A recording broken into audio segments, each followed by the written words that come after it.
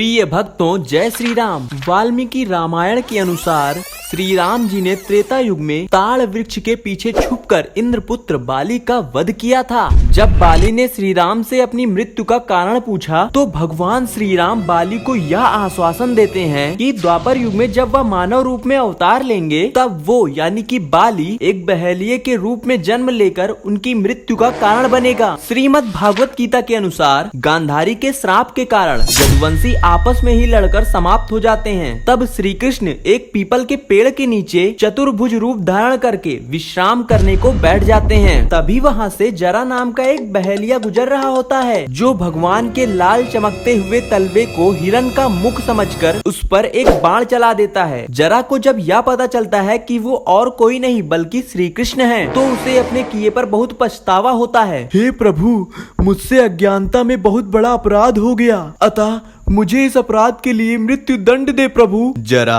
तुमने कोई अपराध नहीं किया है। यद्यपि ये नियति कथा त्रेता युग में ही लिख दी गई है जो आज तुम्हारे हाथों पूर्ण हुई है, क्योंकि पूर्व जन्म में तुम वानर राज बाली थे और मैंने तुम्हारी मृत्यु छुप कर की थी, जो कि युद्ध भूमि के नियम के सर्वथा विपरीत था। अतः तुम इस अपराध से मुक्त हो। जरा बहेलिया भगवान को दुखी मन से छोड़कर चला जाता है और कुछ क्षण बाद भगवान श्री कृष्ण मानव रूपी नश्वर शरीर को त्याग कर वैकुंठ पधार जाते हैं। जब श्री कृष्ण की मृत्यु के बाद पांडवों को पता चलती है तो वो सभी द्वारिका आकर भगवान श्री कृष्ण के देह का अंतिम संस्कार करते हैं। उस अग्नि में शरीर तो जल जाता है परंतु श्री कृष्ण का हृदय नहीं जल पाता। यह देखकर पांडव उस हृदय को एक लकड़ी के लट्ठे में बांधकर समुद्र में फेंक देते हैं, जो बहते हुए पुरी के समुद्र तट पर पहुंचता है। उस समय मालवा राज्य में इंद्रद्युम्न नाम का एक राजा रहता था जिसकी राजधानी अवंतीपुर थी, जो स्वयं भगवान विष्णु के परम भक्त थे और उनके दर्शन की सदा इच्छा रखते थे। एक दिन श्री हरि विष्णु राजा इंद्रद्युम्न के स्वप्न में आकर दर्शन देते हैं। हे राजन, तुम पुरी के समुद्र तट पर जाओ, तुम्हें वहाँ एक लकड़ी का लट्ठा मिलेगा, उसे लाकर तुम भव्य मूर्ति का निर्माण कराओ। सुबह होते ही राजा इंद्रद्युम्न अपने स्वप्न के अनुसार पुरी के तट पर पहुँचते हैं। वहाँ उन्हें वास्तव में लकड़ी का लट्ठा मिलता है जिसमें उन्हें कपड़े से बंधा हुआ एक हृदय मिलता है। राजा उस लट्ठे को अपने महल में लाते हैं और राज्य के सभी कुशल कारीगर को बुलाकर भगवान विष्णु यानी कि नील माधव की मूर्ति बनाने का आदेश देते हैं, परंतु कोई भी कारीगर उस लकड़ी से मूर्ति नहीं बना पाता है। हे राजन, ये लकड़ी का लट्ठा इतना कठोर है कि इस पर हमारे छेनी और हथौड़ी का तो असर ही नहीं हो रहा है, अतः हे राजन हमें क्षमा करें।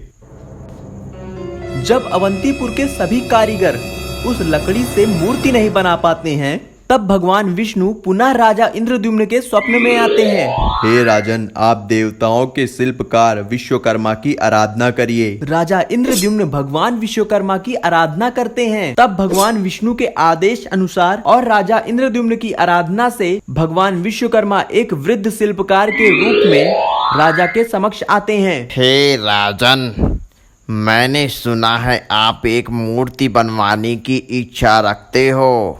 हाँ शिल्पी, आपने सही सुना है।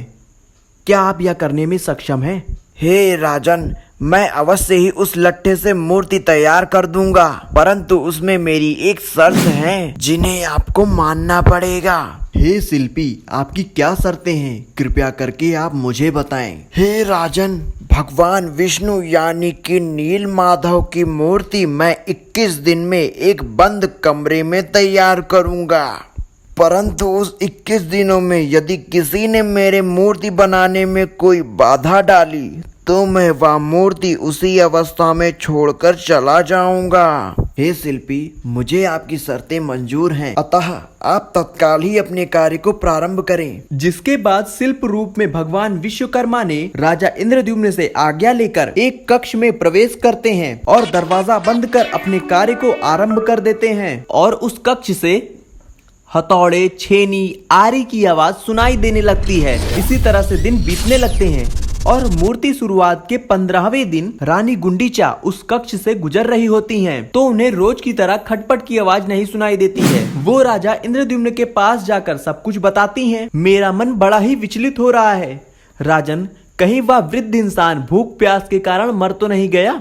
हमें कक्ष को खोलकर देख लेना चाहिए, कहीं बिना कारण हमें हत्या करने का अपराध न लग जाए। हे रानी, परंतु उस वृद्ध ने हमसे यही शर्त रखी थी कि 21 दिन से पूर्व वह दरवाजा ना खोला जाए। परंतु रानी गुंडिचा के बार बार अनुरोध करने पर राजा इंद्रद्युम्न ने कक्ष के द्वार खोलने का आदेश दे दिया। द्वार खुलते ही विश्वकर्मा जी हृदय को मूर्ति के भीतर स्थापित कर अंतर ध्यान हो जाते हैं और वहाँ 3 अर्ध निर्मित मूर्तियाँ अपने पीछे छोड़ जाते हैं। राजा इंद्रद्युम्न को अपने किए पर बहुत दुख होता है कि उन्होंने भगवान विश्वकर्मा की आज्ञा नहीं मानी और उनको दिया हुआ वचन पालन न कर सके। इसी कारण से भगवान जगन्नाथ के आधे हाथ और आधे पैर बने हुए हैं। जब राजा इंद्रद्युम्न उन मूर्तियों के समीप जाते हैं तो उन्हें उस मूर्ति से दिल के धड़कने की आवाज सुनाई देती है, जिससे उन्हें यह पता चलता है कि यह मूर्ति श्री कृष्ण की है। राजा इंद्रद्युम्न ने भगवान विष्णु की इच्छा मानकर उन मूर्तियों को स्थापित किया, जो आज भगवान जगन्नाथ धाम के नाम से प्रचलित है। प्रिय भक्तों, आपको यह बता दें कि आज भी जगन्नाथपुरी के गर्भगृह में भगवान जगन्नाथ, बलभद्र और सुभद्रा की मूर्तियां स्थापित हैं, जो हर 12 वर्षों में बदली जाती हैं, जिसे नव कलेवर कहा जाता है। जब मंदिर की मूर्तियां बदली जाती हैं, तब पुरानी मूर्तियों में से ब्रह्म पदार्थ को निकालकर नई मूर्तियों में रखा जाता है। ब्रह्म पदार्थ को ही श्री कृष्ण का हृदय माना जाता है। मंदिर के पुजारियों का कहना यह है कि जब वह उस ब्रह्म पदार्थ को नई मूर्तियों में स्थापित करते हैं, तब उस पदार्थ में से कुछ उछलने का अनुभव होता है, जो भगवान के जीवित हृदय का प्रमाण है। मान्यता ये भी है कि इस ब्रह्म पदार्थ को देखने वाली की मृत्यु हो जाएगी, इसलिए ब्रह्म पदार्थ को बदलते समय पुजारियों की आंखों में कपड़ा बांध दिया जाता है और हाथों में दस्ताने पहना दिए जाते हैं। जब भी इन मूर्तियों का बदलाव होता है, तब पूरे शहर की बिजली बंद कर दी जाती है। प्रिय भक्तों, प्रत्येक वर्ष भगवान जगन्नाथ, बलभद्र और सुभद्रा की रथ यात्रा निकलती है। इनके बारे में तो आपको भी पता होगा, जिन्हें देखने के लिए देश विदेश के श्रद्धालुओं की भीड़ उमड़ती है। तो दोस्तों, कमेंट में जय जगन्नाथ जरूर लिखिएगा।